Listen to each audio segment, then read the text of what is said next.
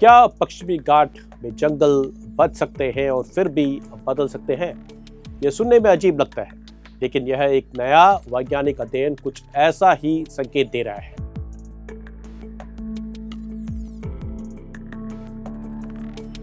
हम अक्सर जलवायु परिवर्तन की बात करते हैं तो हमारे दिमाग में बाढ़, सूखा, हीट वेव या पिघलते ग्लेशियर आते हैं। लेकिन क्या होगा अगर जलवायु परिवर्तन का सबसे बड़ा असर जंगलों के भीतर दिखाई दे?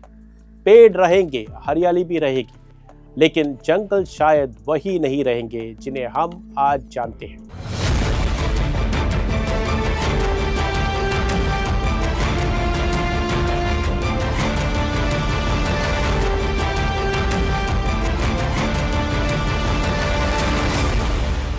नमस्कार, मैं डी सुरेश कुमार आपका स्वागत करता हूं द हिंदू दृष्टि तमिलनाडु में। आज बात एक ऐसे वैज्ञानिक अध्ययन की जो सिर्फ तमिलनाडु या दक्षिण भारत की कहानी नहीं है, यह भारत के भविष्य की कहानी हो सकती है। भारत के दक्षिण पश्चिमी हिस्से में फैली एक पर्वत श्रृंखला है पश्चिमी घाट यानी कि वेस्टर्न घाट्स।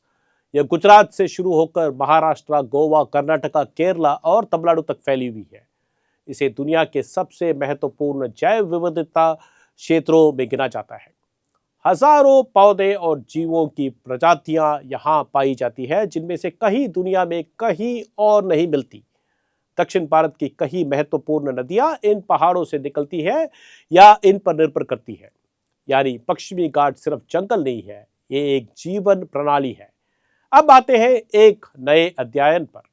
चेन्नई के अन्ना यूनिवर्सिटी के centre for climate change and disaster management के शोधकर्ताओं ने यह अध्ययन किया है और यह अध्ययन अंतर्राष्ट्रीय वैज्ञानिक पत्रिका साइंटिफिक रिपोर्ट्स में प्रकाशित हुआ है।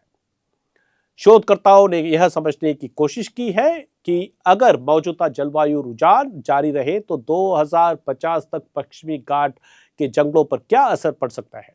अध्ययन के अनुसार नमी से भरपूर सदाबहार यानी एवरग्रीन वन अपने उपयुक्त क्षेत्र का एक हिस्सा खो सकता है।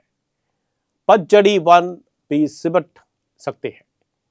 वहीं दूसरी ओर शुष्क परिस्थितियों में पनपने वाले कांटेदार वन यानी थॉर्न फॉरेस्ट का विस्तार बढ़ सकता है।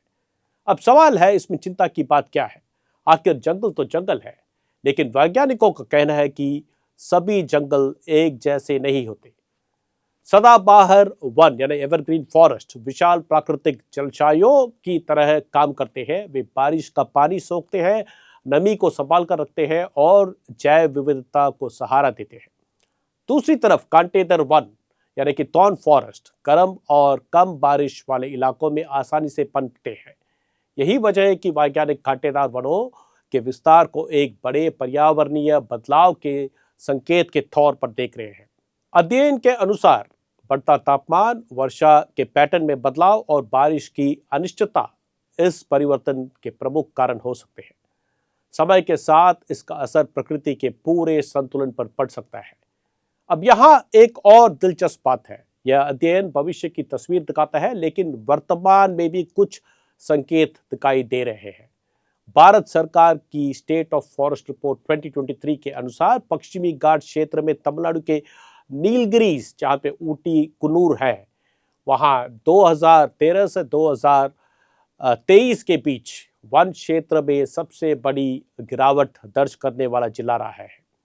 यह आंकड़ा अन्ना विश्वविद्यालय के अध्ययन को साबित नहीं करता, लेकिन यह जरूर बताता है कि वैज्ञानिक इन जंगलों पर इतनी बारीकी से नजर क्यों रख रहे हैं। एक आंकड़ा हमें बताता है कि पिछले 10 वर्षों में क्या हुआ, दूसरा अध्ययन यह पूछता है कि अगले 25 वर्षों में क्या हो सकता है। और शायद यही इस पूरी कहानी का सबसे महत्वपूर्ण हिस्सा है। दशकों से जंगलों पर बहस एक सवाल के इर्द गिर्द घूमती रहती है, कितना जंगल बचा है। लेकिन जलवायु परिवर्तन हमें एक नया सवाल पूछने के लिए मजबूर कर सकता है। सिर्फ यह नहीं कि कितना जंगल बचेगा, बल्कि यह कि कैसा जंगल बचेगा, क्योंकि संभव है कि 2050 में पश्चिमी घाट अब भी हरे भरे दिखे, लेकिन वे आज वाले जंगल ना हो। और यह सवाल है जिसका जवाब वैज्ञानिक तलाश रहे हैं। अलविदा कहने से पहले अब समय है कि आप तमिल के कुछ शब्द सीख लें। तमिल में पश्चिमी घाट को कहते हैं मेरकु तोड़र्ची मलाई। ये एक पिक्चर भी इस नाम पे है जो आप अमेज़न प्राइम में देख सकते हैं। और जंगल को कहते हैं काड़, हरियाली को कहते हैं पसुमई। आशा है हमारा यह जुड़ाव आगे भी यूं ही बना रहेगा। हमसे जुड़े रहिए। धन्यवाद।